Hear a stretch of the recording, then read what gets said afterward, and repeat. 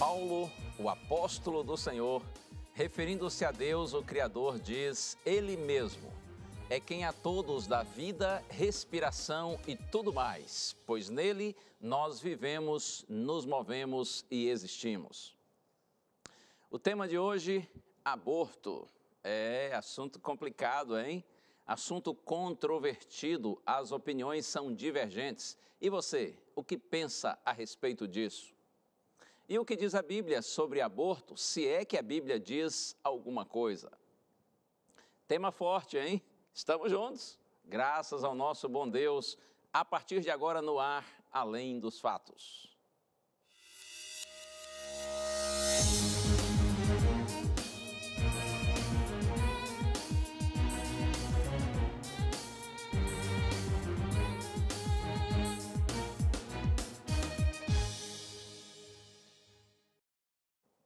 Muito bem, para deixar você feliz, para relaxar um pouquinho, eu já vou começar lhe oferecendo um lindo presente, que é esse DVD Paulo, o Mensageiro da Cruz. Paulo, um exemplo de fé, cristianismo e transformação.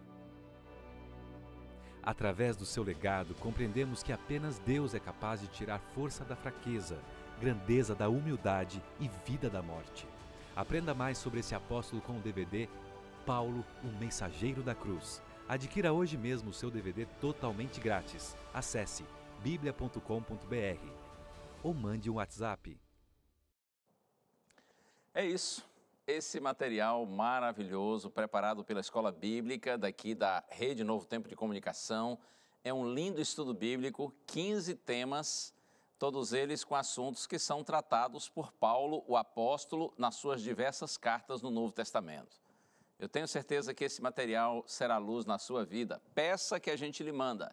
É presente para valer, tá bom? Só entrar aí no blog do nosso programa, novotempo.com/além dos fatos, e você vai nos fornecer algumas informações para que a gente possa enviar o DVD para você. Ou então, se preferir, solicite pelo telefone, nosso número 0 operadora 12 21 27 31 21. Você liga nesse número em horário comercial e a equipe da Escola Bíblica vai então anotar suas informações. Outra opção é você pedir pelo WhatsApp, número 12981001615, tá? Esse número aí, o nosso WhatsApp para você mandar mensagem para a gente e nós vamos com muito carinho lhe enviar esse DVD para que, pela graça de Deus, você tenha cada dia uma compreensão melhor do Santo Evangelho. E como sempre, eu tenho abraços para compartilhar com amigos, começando aqui com a Cláudia Carneiro. Ela é de São Paulo, capital. Também um abraço para o Leandro Alves, que nos acompanha de Piripiranga, lá na Bahia, na Boa Terra. Um abraço também para Andresa Alvarenga, de Olinda, em Pernambuco. E ainda para Araci Barros, de Santana do Araguaia, no Pará. E é claro, não menciono o seu nome, mas transmito a você um abraço muito sincero em meu nome e em nome de toda a equipe do Além dos Fatos, de toda a Rede Novo Tempo de Comunicação. A gente tem uma profunda e sincera gratidão por sua amizade, por suas orações, por suas contribuições e por sua audiência. Deus abençoe muito a sua vida. Interaja conosco sempre por meio das nossas redes sociais, seja pelo Facebook, estamos ao vivo pelo Face agora, um abraço para todos. Interaja também com a gente pelo nosso Instagram e outra opção excelente é o nosso canal no YouTube, você sabe, é só inscrever-se lá para que você possa rever os nossos programas e também compartilhar com todos os seus amigos. Nossa hashtag de hoje, aborto, tá bom? Você querendo interagir com a gente, querendo compartilhar ideias aí com amigos também, use a hashtag aborto. Assunto difícil, não é? Semana passada houve uma discussão na Argentina, a legalização, a descriminalização não foi aprovada, não é? Aqui no Brasil o assunto segue em discussão e tem gerado realmente assim muita polêmica, não é? Porque as opiniões são divergentes. Confira aí a matéria da Ana Lima. Você é a favor ou contra a legalização do aborto? Conhece quais são as consequências disso para a mãe e principalmente para o bebê? Você concorda com a frase "meu corpo, minhas regras"? Essas perguntas estão em discussão nas últimas semanas, principalmente na Argentina e no Brasil. No último dia 8 de agosto, a Câmara Argentina discutiu e aprovou o projeto de lei que permite o aborto até a 14ª semana de gestação. Mas no dia seguinte, o Senado rejeitou a decisão por 38 votos contra. A favor foram 31 e aqueles que não quiseram opinar foram 2. Do lado de fora, manifestantes contra a descriminalização do aborto se reuniram e deixavam claro a indignação com lenços e bandeiras azuis. Já a manifestação a favor vestiam verde. Na Argentina, o aborto é permitido apenas quando a criança ou a mãe correm risco de morte ou ameaça de saúde, além de casos como estupro. Nas Américas Central e do Sul, apenas Cuba, Uruguai, as Guianas e a Cidade do México permitem interromper a gravidez em qualquer circunstância. Já no Brasil, após audiências realizadas na semana passada para debater o tema, a decisão deve ficar por conta dos 11 ministros do Supremo Tribunal Federal. A discussão será em torno da ação do Partido Social Liberal, o PSOL, para permitir o aborto até a 12ª semana de gestação. Enquanto isso, as manifestações por aqui também seguem a favor e contra. Na verdade, hoje no Brasil, a mulher já tem o direito de abortar, mas isso em casos excepcionais, de acordo com o Código Penal brasileiro, né? Seriam, no sentido assim, se a situação da gravidez envolve risco de vida da mulher, né? Risco comprovado da mulher em decorrência da gravidez perder a vida, então, nesse caso, o aborto é admissível, e também quando acontece uma gravidez como resultado de um estupro. E uma outra possibilidade é casos de anencefalia, ou seja, quando o ser gerado não possui cérebro. Então, nessas circunstâncias, o aborto é considerado legal no Brasil. No entanto, existem grupos que estão tentando ampliar essas possibilidades, né? Essas possibilidades de aborto. O assunto realmente é controvertido, as opiniões são divergentes, até porque todos sabem que o aborto envolve riscos físicos e psicológicos que são inegáveis. Eu penso que o aborto está no centro dos trágicos dilemas da humanidade degradada, social e moralmente falando. O que diz a Bíblia a respeito? Vamos orar juntos primeiro, para em seguida nós abrirmos a palavra do Senhor. Ó Deus e Pai, te peço nessa hora por tua graça, Senhor, ajuda-me e a todos que estão orando comigo, para que nós entendamos de forma clara e inequívoca a tua orientação e sigamos segundo a vontade do Senhor. Nós oramos no nome sublime de Jesus. Amém. Muito bem, na verdade a Bíblia não fala de forma direta a respeito de aborto. A Bíblia fala sim muito sobre vida e sobre morte. Eu inclusive comecei o programa com o texto do apóstolo Paulo, não é? Atos capítulo 17, versos 25 e 28, onde Paulo, referindo-se ao nosso Deus, ele diz, olha, Ele é quem a todos dá vida, respiração e tudo mais. É nele, no Deus Criador, que nós vivemos, nós existimos, nós nos movemos. Portanto, a gente não tem dúvida de que, de fato, a vida é um dom de Deus, né? Nós, seres humanos, fomos criados à imagem e semelhança do Supremo Criador. Nós somos a obra-prima da criação de Deus. Por isso, nós pertencemos a Deus. E eu quero ler agora um outro texto, que eu acho magnífico. Está aqui no Salmo 139. Todo o Salmo 139 é muito lindo, mas eu vou ler apenas os versos 13 a 16. Está escrito assim: pois tu formaste o meu interior, tu me teceste no seio da minha mãe. Graças te dou, visto que por modo assombrosamente maravilhoso me formaste. As tuas obras são admiráveis e a minha alma o sabe muito bem. Os meus ossos não te foram encobertos quando no oculto fui formado e entretecido como nas profundezas da terra. Os teus olhos me viram, a substância ainda informe, e no teu livro foram escritos todos os meus dias, quando nenhum deles... Aliás, no teu livro foram escritos todos os meus dias, cada um deles escrito e determinado, quando nenhum deles havia ainda. Palavras lindas, não é? Davi, o salmista Davi, conduzido, inspirado pelo Espírito Santo, menciona e compõe este salmo que é tão lindo, e essa parte que eu li, onde Davi diz que o Senhor nos formou no seio da nossa mãe. E Davi diz, eu te dou graças porque fui criado de modo assombrosamente maravilhoso. Os meus ossos, ele diz, não te foram encobertos quando no oculto fui formado. E olha só essa frase, os teus olhos me viram a substância ainda informe. Incrível, não é? É isso mesmo.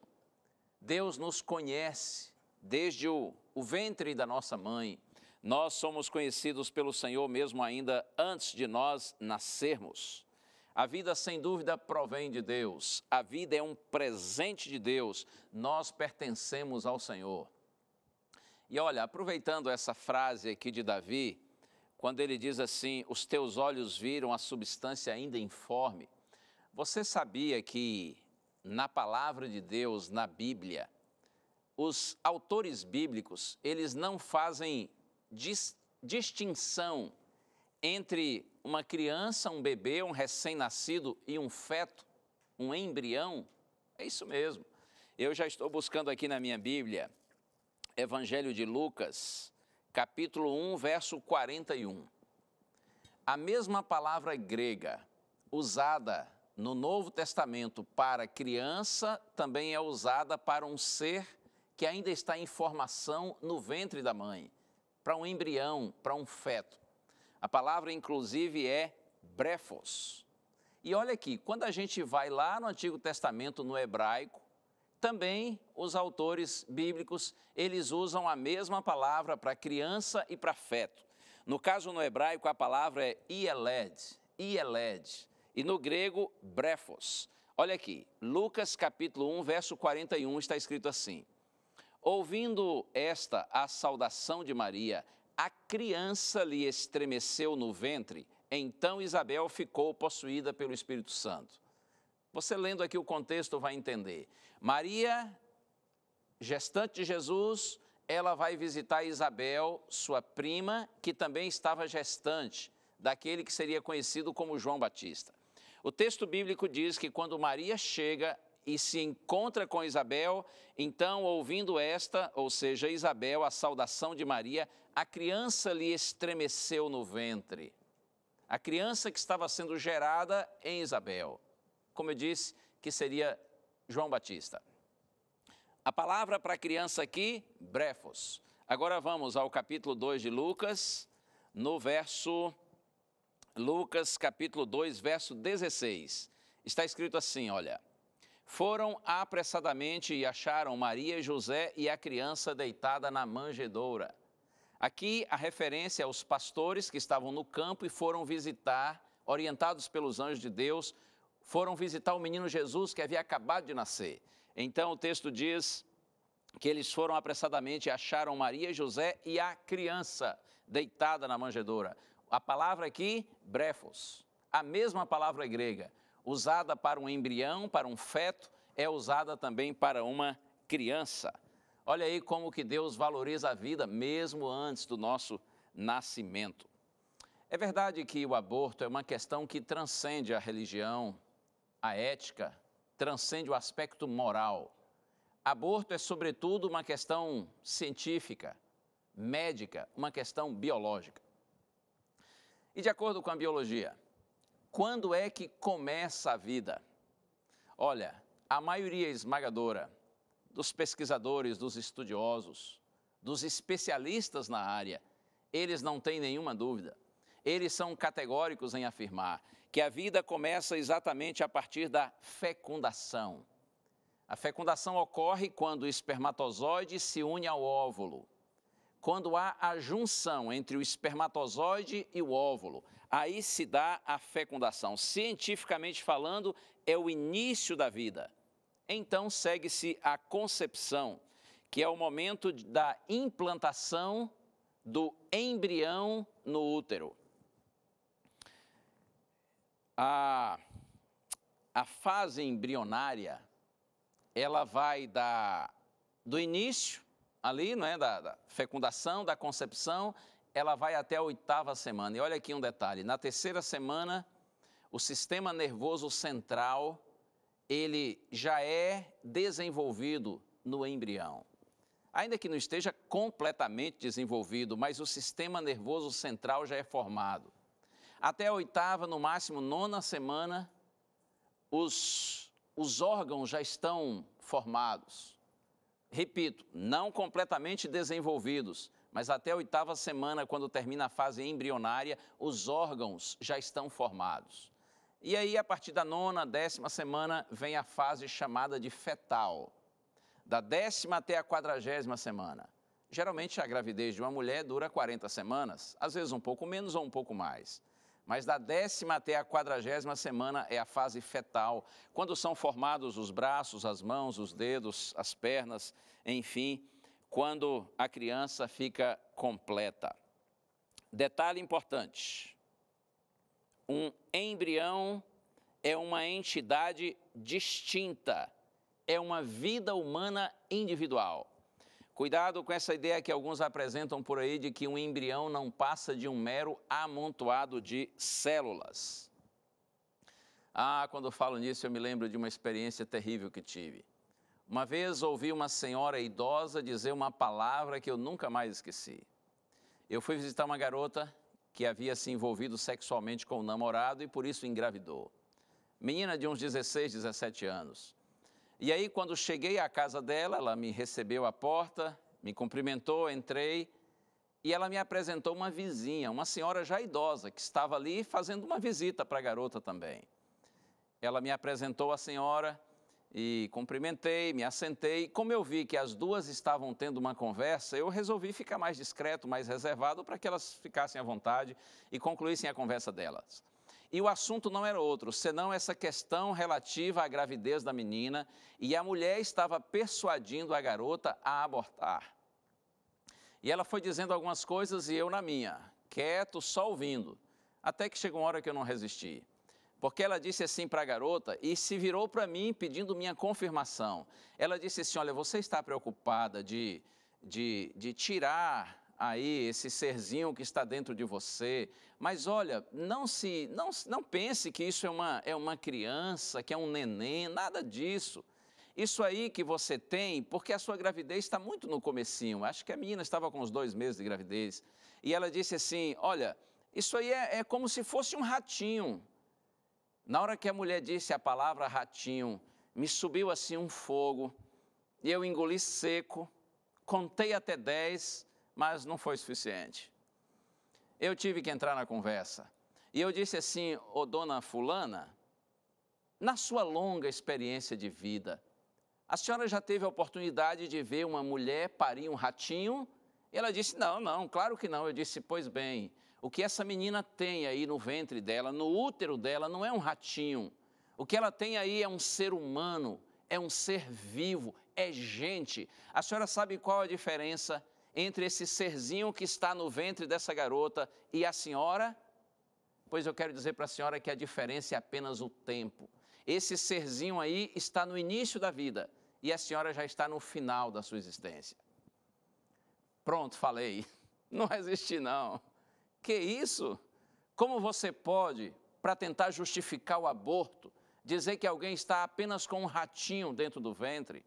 A diferença entre um adulto e uma criança é apenas o tempo. A diferença entre uma criança e um embrião ou um feto é apenas o tempo.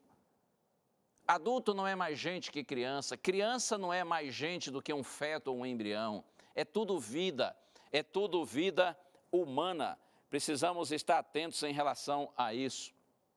Você já imaginou, por exemplo, uma mulher acariciando a própria barriga?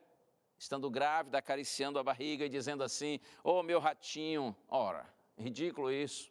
Ou mesmo assim, meu embriãozinho, meu fetinho, ninguém diz isso. As mulheres dizem meu filhinho, não é? Minha filhinha, meu bebê, minha criança, porque é assim mesmo. Abortar, acredite, é matar uma vida.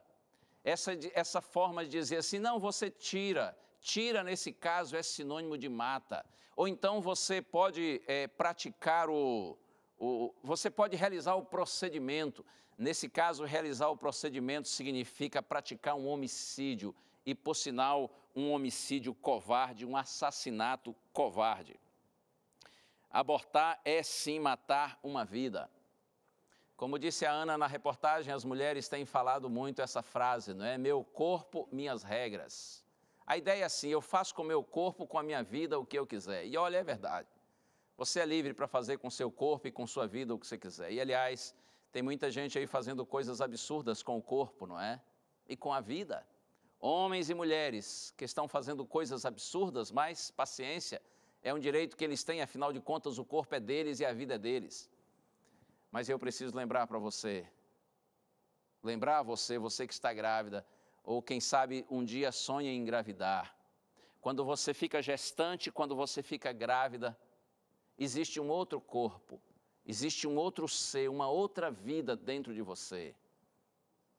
A gravidez, a gestação, esse embrião, esse feto que está dentro de você, não é um prolongamento do seu corpo, como se fossem unhas ou cabelos. A gente faz com as nossas unhas o que a gente quer, não é? A gente pode pintá-las, a gente pode cortá-las, a gente pode deixá-las crescer, a gente pode arrancá-las se a gente quiser. Com os cabelos a gente faz a mesma coisa. Mas lembre-se, esse ser que está dentro de você não é um prolongamento do seu corpo, é um outro ser, é uma outra vida. E somente Deus, o Criador da vida, o doador da vida, somente Ele tem autoridade e soberania para interromper a vida, se Ele assim julgar apropriado. Nós precisamos ter consciência em relação a isso. O feto é uma outra vida. Assim como a mulher não tem o direito de matar a criança assim que nasce e em nenhum outro momento, porque se fizer isso será assassinato e vai para a cadeia. Por que pensar que a mulher tem o direito de fazer o que ela quer com aquele que ainda está dentro de si, somente porque está dentro dela? A lógica do aborto, no meu entendimento, é estúpida, é imoral e é desumana.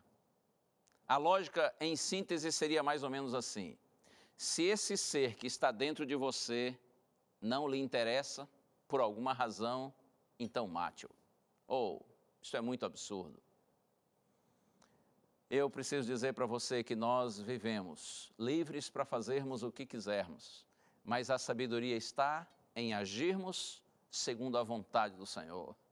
Nossas escolhas e nossas decisões, nós que somos filhos de Deus, devem estar em harmonia com a vontade do Senhor. Na carta aos Efésios, capítulo 6, verso 6, Paulo diz assim: devemos viver como servos de Cristo, fazendo de coração a vontade de Deus.